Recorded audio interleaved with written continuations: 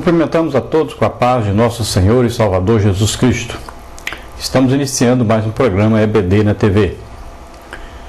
Neste trimestre nós estamos estudando aí sobre Jesus Cristo, verdadeiro homem e verdadeiro Deus. E na lição de hoje, a lição de número 11, nós estaremos estudando aí a morte vicária de Jesus. E nós temos aí como texto áureo de nossa lição 1 Coríntios, capítulo 15, versículo 3.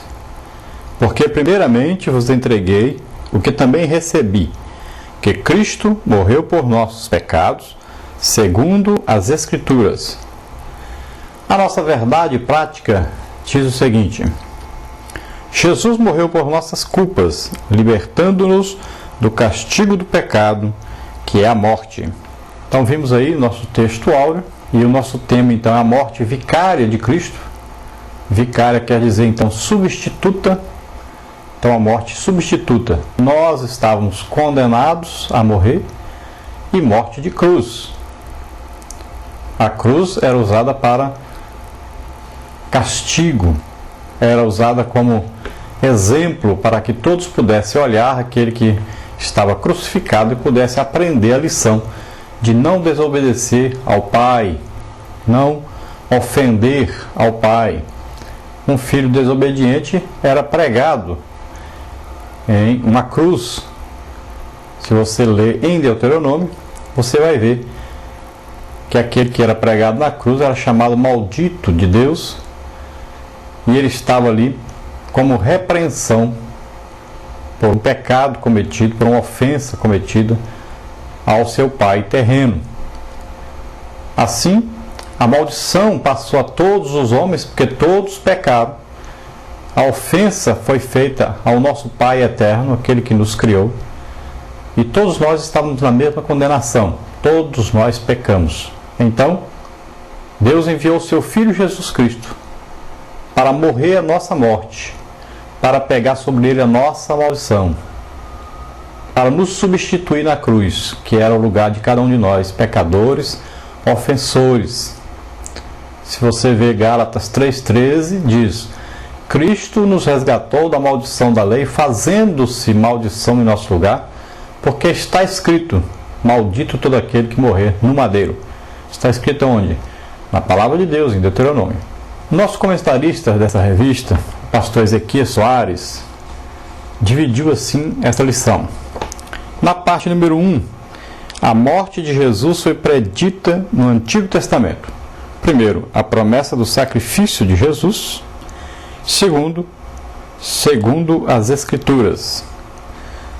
A parte número 2, o dia da crucificação. O dia se tornou em trevas, o véu rasgado, o brado de Jesus, a reação do centurião e da multidão, evidências externas. A parte número 3, o sacrifício vicário. Primeiro, a morte vicária, depois a reconciliação pelo sangue, depois a provisão de Deus para a salvação e, por último, os opositores da cruz de Cristo. E nós vamos então para um nosso resumo, para poder ajudar os professores, ajudar os alunos, todos aqueles que nos assistem, dentro desse tema, a morte vicária de Jesus. Então nós vimos aí que a crucificação de Jesus foi profetizada em suas minúcias. Vejamos se no Antigo Testamento essa morte de Jesus na cruz foi profetizada. Primeiro, a sua entrada triunfal, você pode ver em Salmos 118, 26, Mateus 21, 9, Zacarias 9, 9, Mateus 21, 7.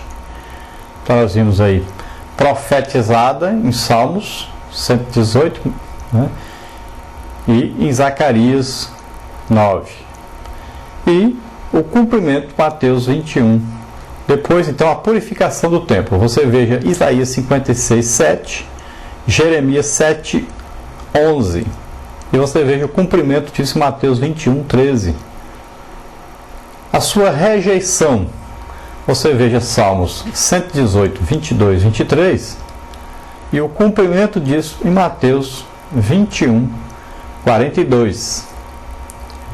Depois nós podemos ver sobre as suas dores.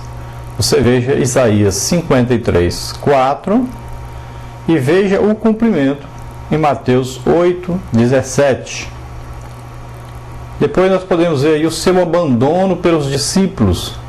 Você pode ver em Zacarias 13, 7 e o cumprimento em Mateus 26, 31. Podemos falar até sobre a repartição de suas vestes. Você veja em Salmos 22, 18 e o cumprimento em Mateus.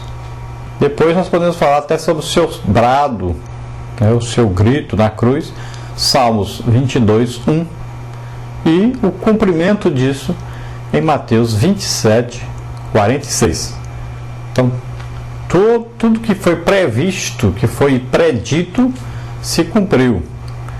Então, ao fiel cumprimento dessas profecias, acrescentam-se as declarações de Jesus a respeito de sua morte.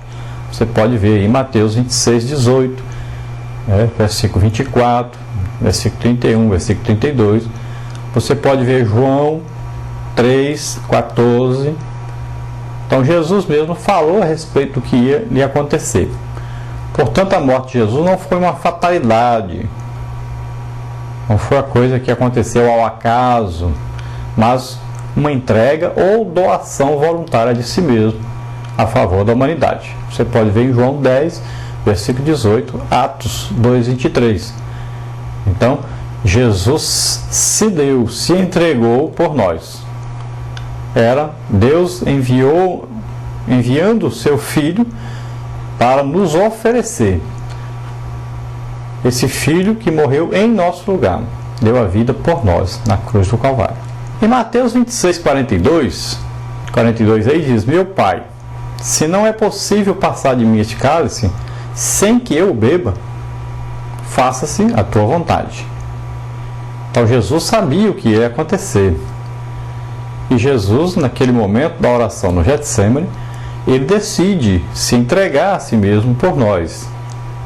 Ele diz: faça a tua vontade, Pai, que é a salvação de todos.